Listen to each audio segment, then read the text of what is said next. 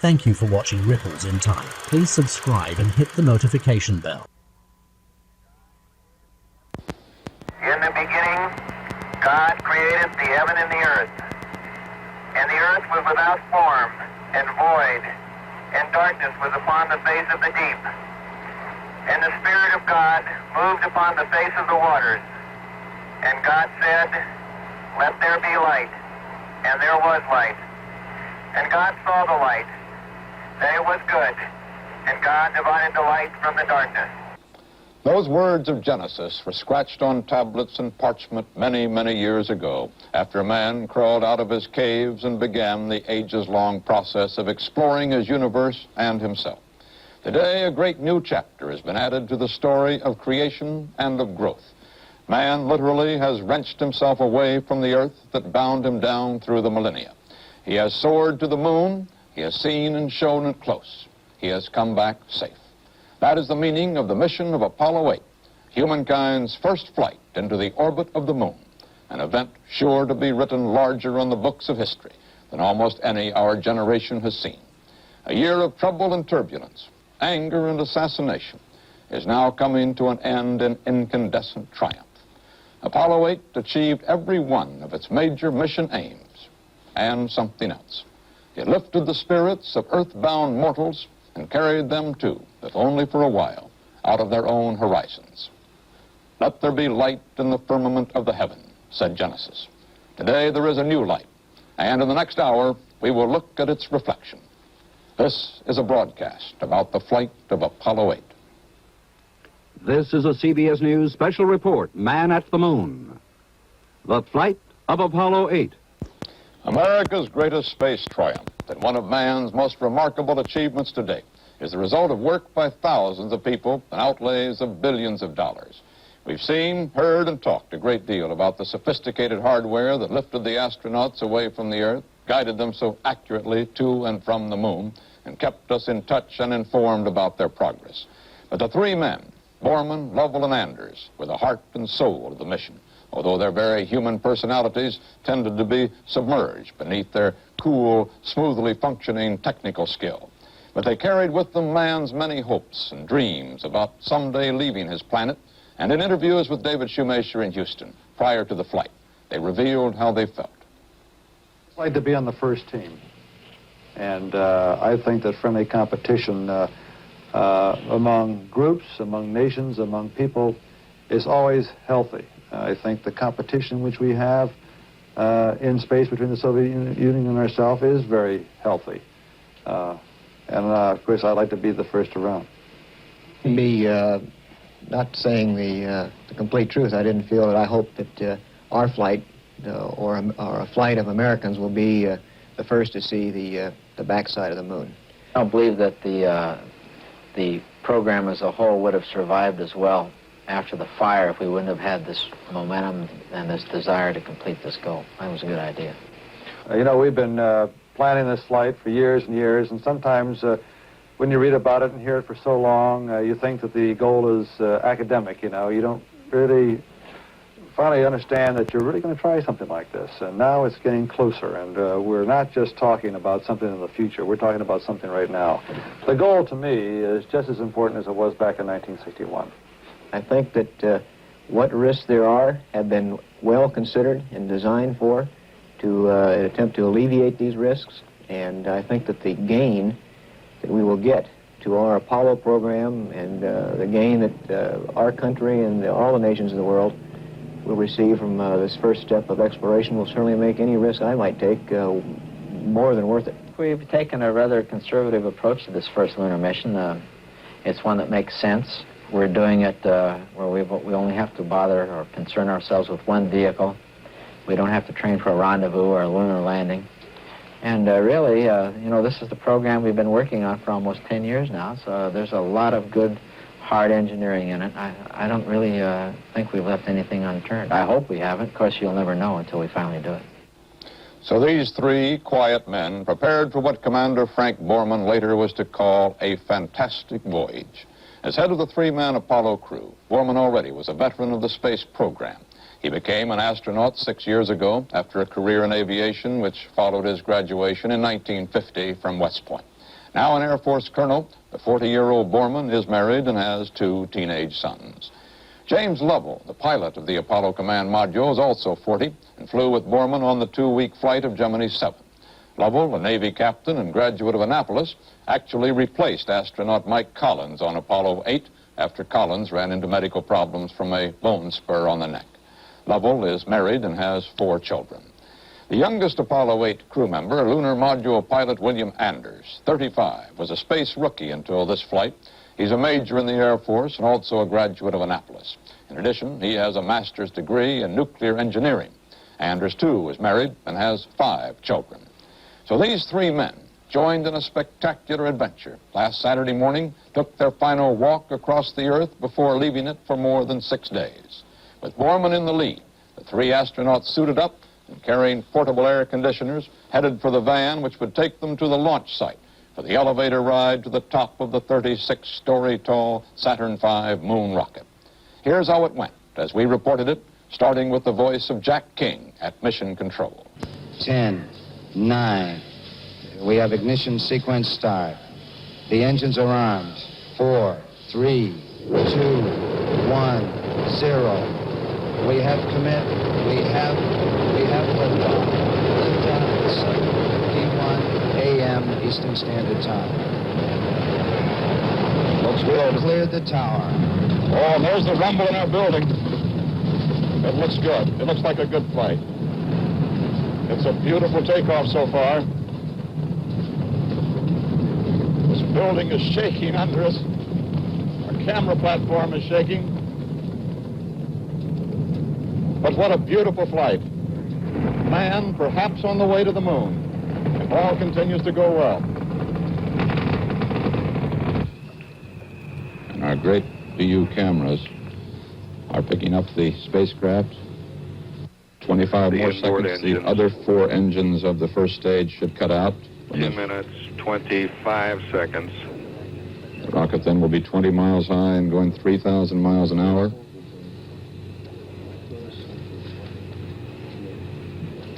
And there is the we see staging. An S1C, the first stage cut off.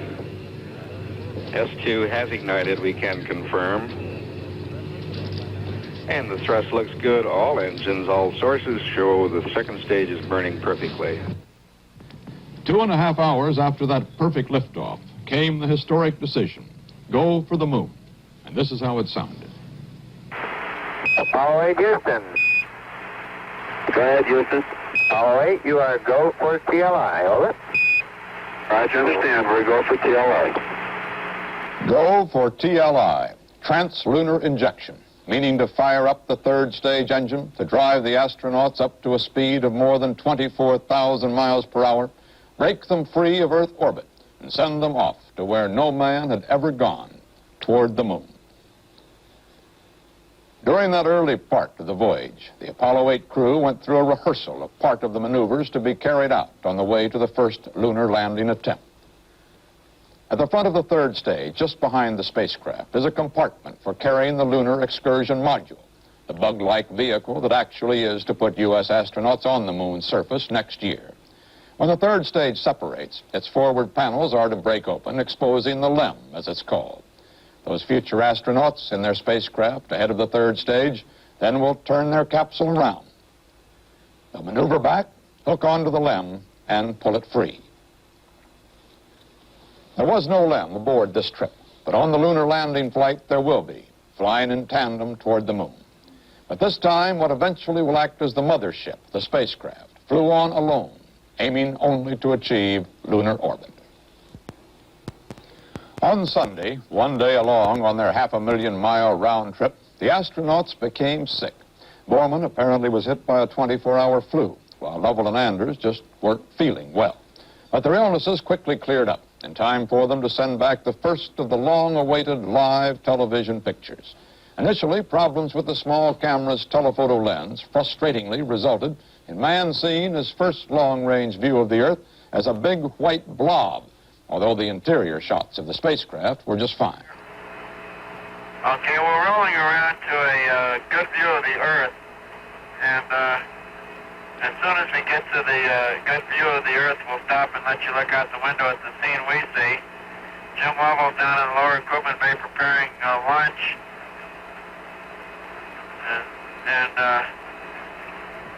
And Bill is holding a camera here for us both.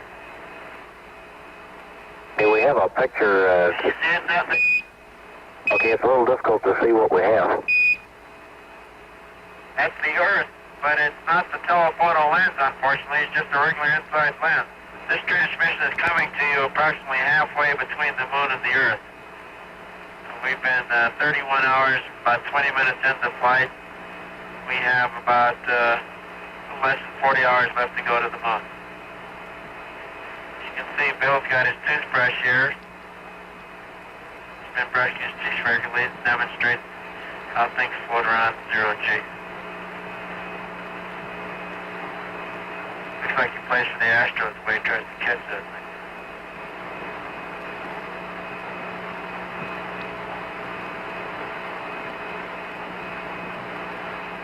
I certainly wish we could show you the Earth. It's a beautiful, beautiful view with predominantly blue background and just huge covers of white clouds. Particularly one very strong vortex up near the Terminator. Very, very beautiful.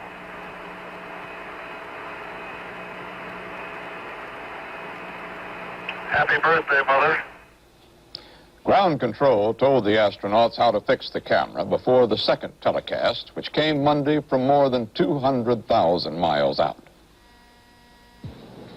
Hope that everyone enjoyed the picture that we're taking of themselves. How far away from Earth now, Jim, about?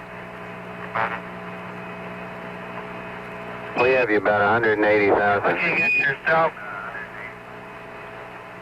Right, you're looking at yourselves as seen from 180,000 miles out in space. Mike, what I keep imagining is if I'm some lonely traveler from another planet, what I think about the Earth from this altitude, whether I think it'd be inhabited or not. You don't see anybody waving, is that what you're saying? Well, I'm just kind of curious whether I would land on the blue or the brown part of the Earth. You better hope we land in the blue part. So are we, babe. Jim is always for land landings. To give you some idea, Mike, what we can see, I can pick out the southwest coastline of the Gulf and where Houston should be, and also the mouth of the Mississippi. I can see Baja, California, and that particular area. I'm using a binocular which we have aboard. All right, well, we're seeing the entire Earth now, including the Terminator. Of course, we can't see anything past the Terminator at all. Are you able, with your binoculars, to see the dark horizon or anything past the Terminator? Negative, Mike. We can't see anything past the Terminator with the binoculars or without them.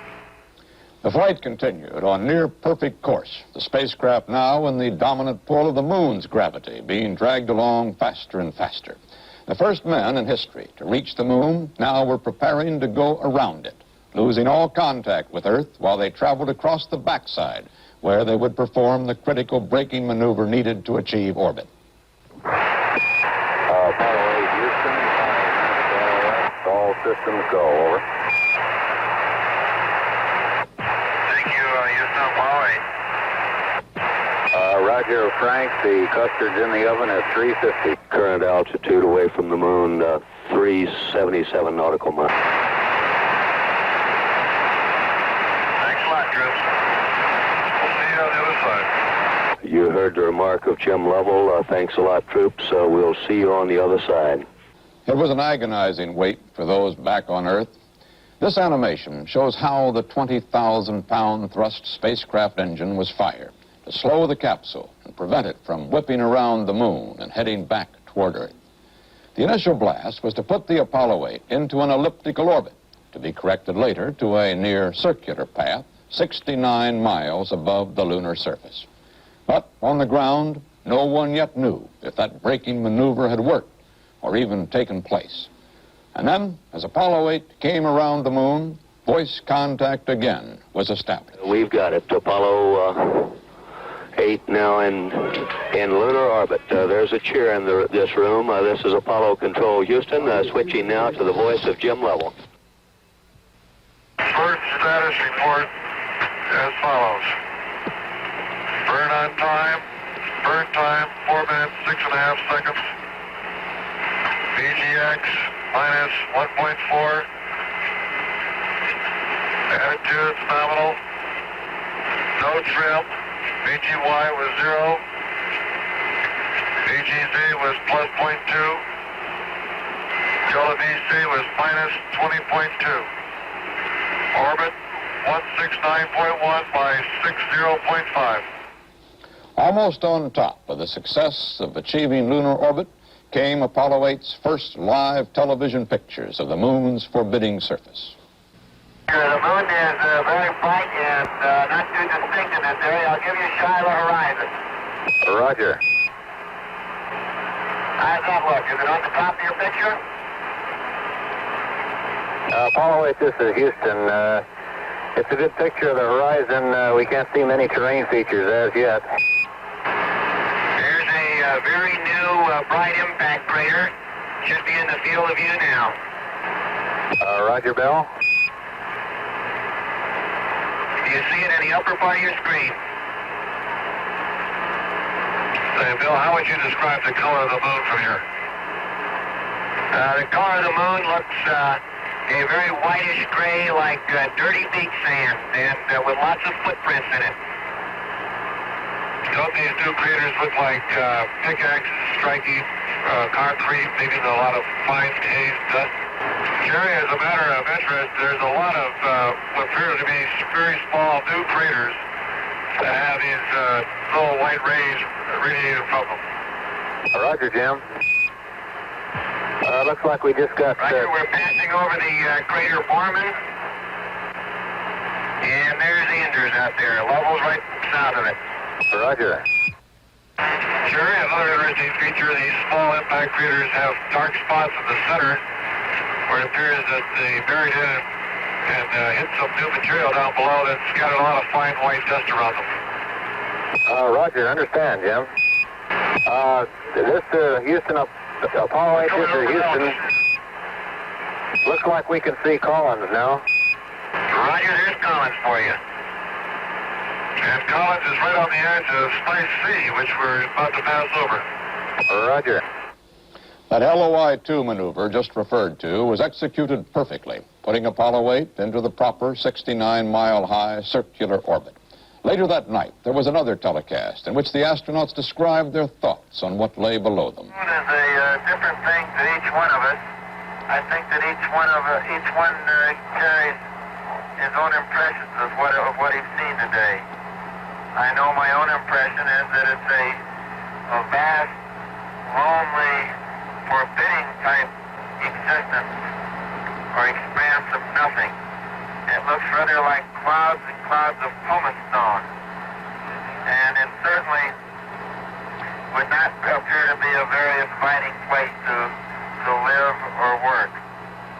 Jim, what have you thought most about? Well, Frank, my thoughts were very similar. The vast loneliness up here on the moon is awe-inspiring, and it makes you realize just what you have back there on Earth. The Earth from here is a grand oasis in the big vastness of space. Bill, what do you think? I think the thing that impressed me the most were the lunar sunrises and sunsets. These in particular bring out the stark nature of the terrain, and the long shadows really bring out the relief. The flight of Apollo 8 was a spectacular success even before the crew began their risky flight back to Earth. Soviet space scientist Leonid Saitov said as the homeward journey began, "This event goes beyond the limits of a national achievement and marks a stage in the development of the culture of Earthmen." But the flight also was a great national achievement, and this was noted by 3 of the Western world's leading scientists. Our correspondents interviewed Britain's Sir Bernard Lovell, U.S. Nobel laureate Harold Urey, and American astrogeologist Eugene Shoemaker. First, Lovell. In purely scientific terms, for astronomy, for example, how do you view Apollo 8? Is this Is there a lot of new information for you Yes. come out of this? I doubt if there will be a tremendous amount new as far as the astronomers are concerned from Apollo 8, but of course it was never intended to be a purely scientific enterprise.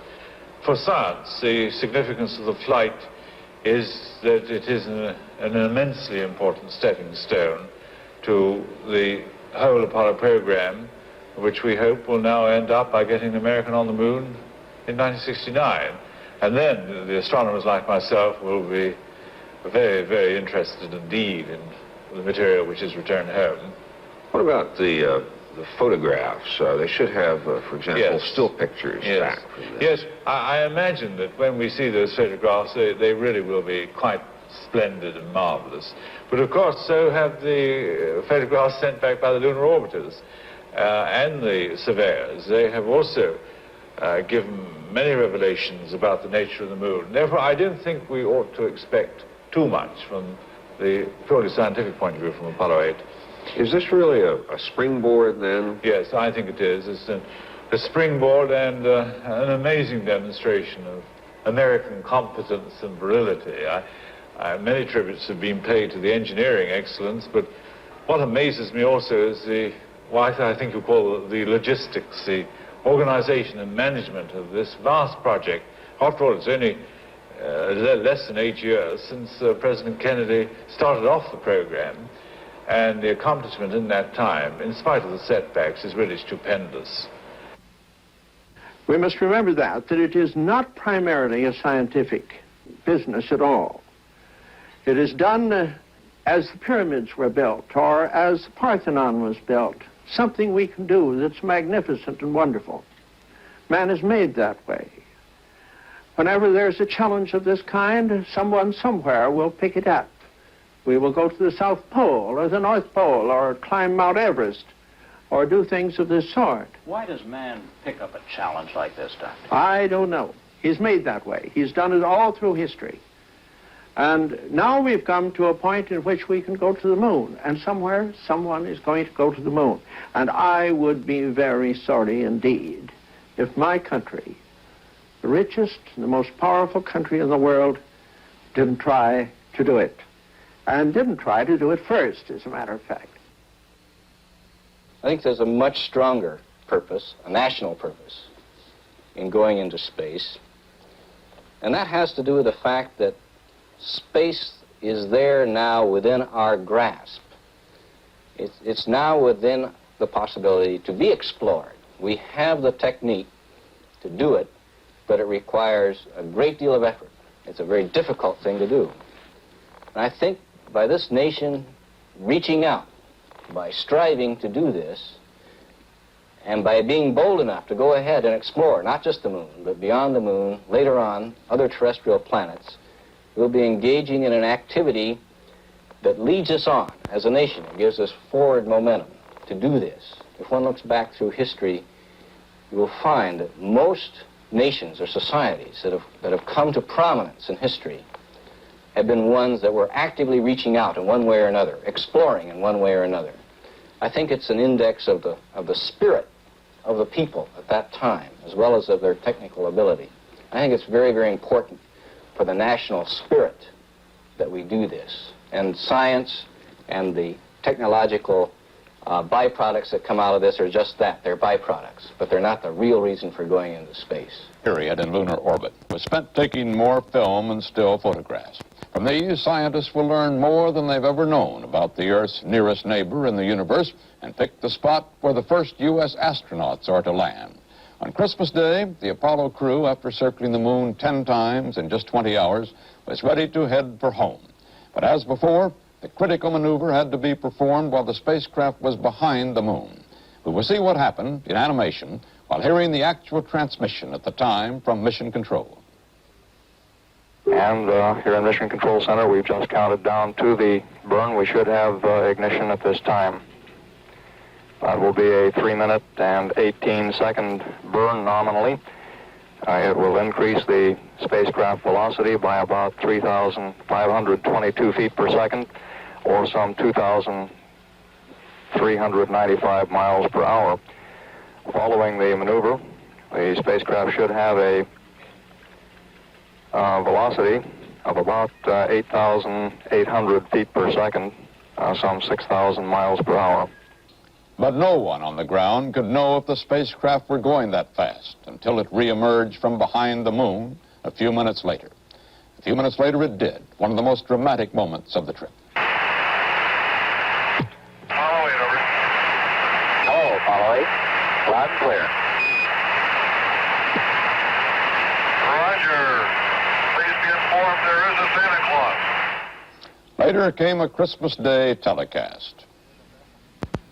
What we thought we'd do today was just show you a little bit about life inside the Apollo 8. We've shown you the scenes of the moon, scenes of the Earth, and we thought we'd invite you into our home. It's been our home at least for 4 days. You can see on the instrument panel. We mark off each day on the instrument panel. We have 4 down, and we're working on the 5th day. Of course, we're all looking forward to the landing on Friday. And down here in the part of the spacecraft that we call the lower equipment bay, we have the President's Advisor on Physical Fitness, Captain Jim Lovell, about to undergo an exercise program that we do every day. You notice that he floats around very freely, just bumping his head on the optics of our navigating.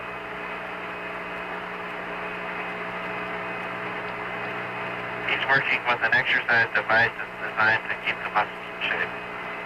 What do you have today, Bill, for dinner? Well, here we have some cocoa. It'll be good. I'll be adding about 5 ounces of hot water to that.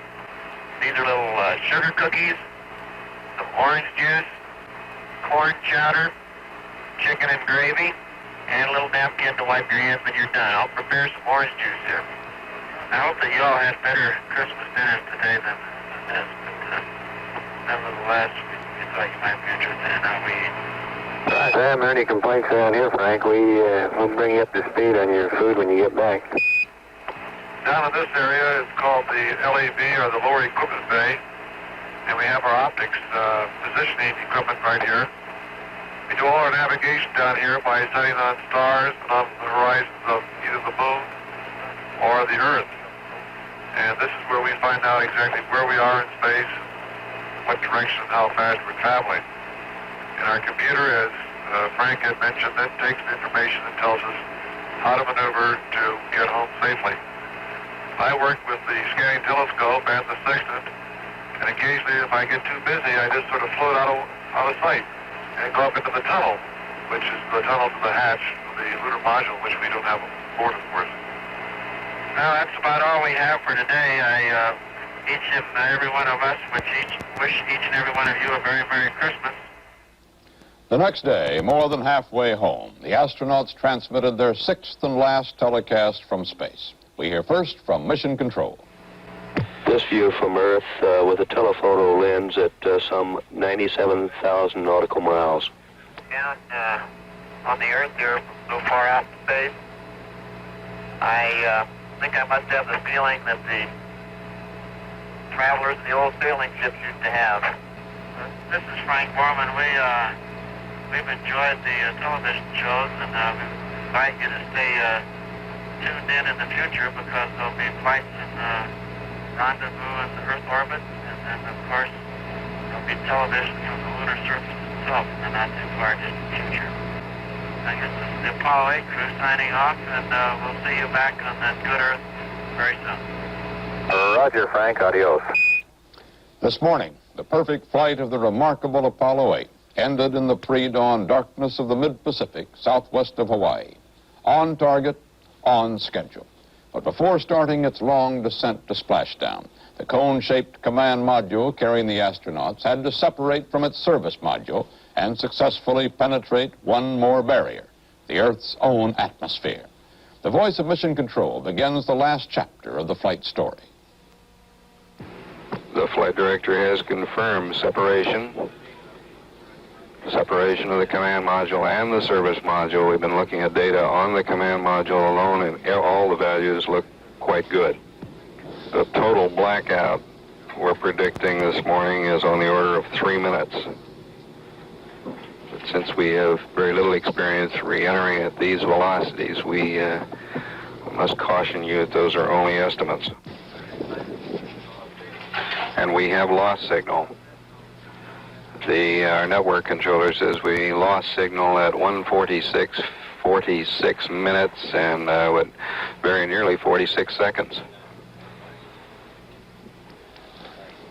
And our estimate is that this blacked out period will continue, or let's see, 3 minutes. It's now just 2 minutes past the time when we should have heard from the spacecraft through the blackout. Ken Mattingly puts in another call. And there's Jim Lovell. Ha-ha! He says we're looking good. I can't tell whether it's Borman or Lovell. Let's try to cut it in. We're in real good shape here. Real fine. 146 hours, 58 minutes. Recovery 2 within the last minute. As reported, they have a flashing light in sight, and they followed that with, we have voice contact with the crew. Yes, we saw the spacecraft coming down off the port side of the aircraft carrier. A bright light in the sky, slowly descending toward the surface of the Pacific. It's now 5,000 yards from the Yorktown, and at just about this moment, it should be landing on the surface of the water. The astronauts waited patiently for more than an hour in their bobbing space capsule for dawn and the swimmers from the rescue helicopter hovering overhead. When dawn came, the astronauts climbed into a life raft and were hoisted aboard 80 minutes after splashdown. Astronaut Borman and Lovell and Anders standing on the steps, and a great cheer goes up from the sailors out here on the flight deck. All of them looking in very good condition, needing a shave, of course, shaking hands with Ben James. There's Captain Lovell shaking hands with Ben James, walking slowly down the red carpet, accompanied by John Stonecipher and Ben James. Colonel Borman, would you care to say a few words to the crew? Yes, sir. Thank you. Well, we're just very happy to be here, and we appreciate all your efforts. And I know you had to stay out here over Christmas, and that made it tough. Jim and I always seem to fly in December. We made it home before Christmas in '65, but we can't tell you much how much we really appreciate you being here and how proud it is for us to participate in this event, because thousands of people made this possible, and I guess we're all just part of the group. Thank you very much. Then there was the traditional giving of ship's caps to the 3 astronauts, who, when everybody stopped to think about it, were the first visitors from space they'd ever had. The astronauts then were taken to the ship's sick bay for medical exams while the Navy began the task of recovering the precious Apollo 8 space capsule. Before the astronauts arrived on the carrier, President Johnson placed a call to talk to them from Washington. They later listened to a tape recording of the president's words. You've taken all of us, all over the world, into a new era. And my thoughts this morning went back to more than 10 years ago in the Pedernales Valley when we saw Sputnik racing through the skies, and we realized that America had a big job ahead of it. It gave me so much pleasure to know that you men have done a large part of that job. So we rejoice that you are well, and we send you congratulations from all of your fellow countrymen and from all peace-loving people in the world. The president spoke of the Russian launching of the original Sputnik more than 11 years ago, a fact which jolted many Americans into thinking seriously about space for the first time. CBS News did a broadcast on the subject that winter, and I was the correspondent. Let's go back in time now and look at our evaluation of the then brand new space race. Just 3 months ago, last October 4th, a new moon no bigger than the span of a man's arm came over the horizon and cast a different light on our affairs. Sputnik was a serious threat, if not to our immediate security, then to our sense of security. It shook the confidence of our allies, the respect of the neutrals. Moscow's mood has been one of new confidence, exultation in the Soviet press, Ours, a Soviet Sputnik, is first in the world. Entire world ecstatic over great victory of Soviet science. First step into the cosmos, Sputnik, over all continents. In the race for control of the moon's surface, here's where we stand. Here's our first space vehicle, still on the ground. It might have been launched more than a year ago, a year ahead of the Russians. Originally, there was a joint Army-Navy project to put a satellite into orbit in 1956 using military rocketry. But the White House deliberately canceled that in favor of the lower priority scientific program. Right now, there is no problem in the theory or technique of orbiting a satellite that we haven't licked, but it's a laboratory licking. We need tests and more tests. In every quantity of tests, there's a definite number of failures. The Russians keep their failures to themselves. We don't. To sum up, in satellites, we are a year behind the Russians, the year we lost in the switch from the military to the scientific program. We hope to make up some time by using satellites with better instruments than theirs contain, and thereby collect more information with ours. But the Russians are gathering valuable data right now. Since those dark days of 1958, the United States, too, has been gathering valuable data in flight after flight, suborbital, orbital, spacewalks, rendezvous, and now the trip to the moon. And so far as can be foretold, the United States is likely to put a man on the moon before its Soviet space competitor. At the very hour of splashdown, we sent cameras to look at the bizarre craft which is slated for the riskiest space job of all, landing on and leaving from the moon. The particular vehicle designated to take 2 astronauts to the surface of the moon in mid-1969 is being prepared today by Grumman engineers at Bethpage, Long Island. This is lunar module number 5, to be attached to Apollo 11. Here is the cabin in which 2 astronauts will stand. Workmen are making final adjustments on the instrument panels. This is the hatchway down to the lunar surface. The descent to the moon will be slowed by an engine sheathed in plastic for protection and shipment. This is it. Perhaps the most critical engine on LEM is this one, the engine that is to lift the upper stage off the moon and get the astronauts back to their command vehicle for return to Earth. It's a smaller version of the same engine that got the Apollo 8 astronauts in and out of lunar orbit and back on course for the Earth. There have been some troubles with the lunar module. In fact, Apollo 8 was originally intended to test the module in Earth orbit, but the module wasn't ready. Now the question is whether it will be ready and safe for the next test and for the moon landing before the end of 1969. In our Space Center, Mike Wallace talks with a senior Grumman engineer about that and about how LEM works. This strange-looking bird, the LEM, Mr. Kelly, how does it work? Well, this is the spacecraft that's used to take men down to the lunar surface. And it's docked to the command module, which the conical shape part of the spacecraft docks to the top of LEM here. And 2 of the 3 astronauts enter LEM by crawling in through this tunnel.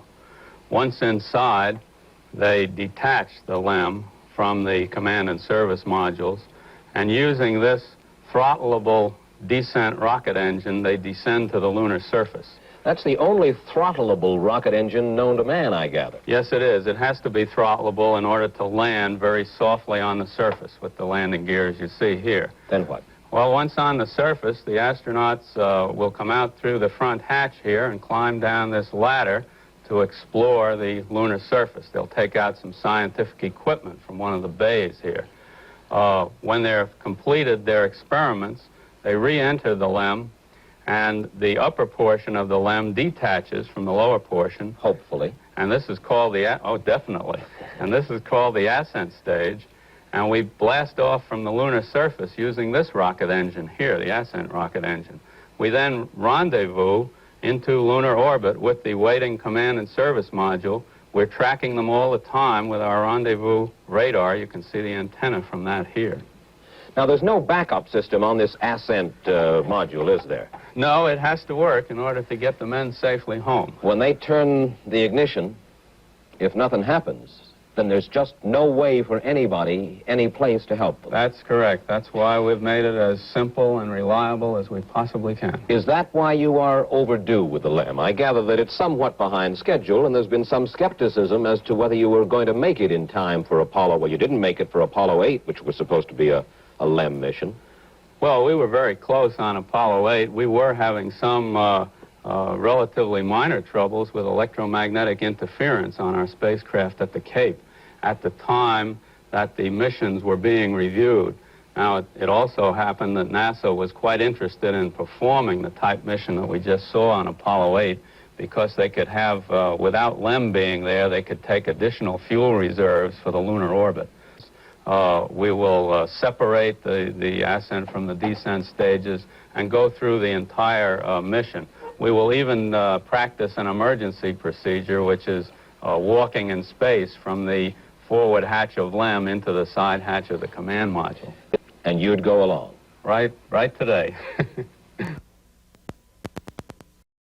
Please support this channel by clicking the like button and come back soon.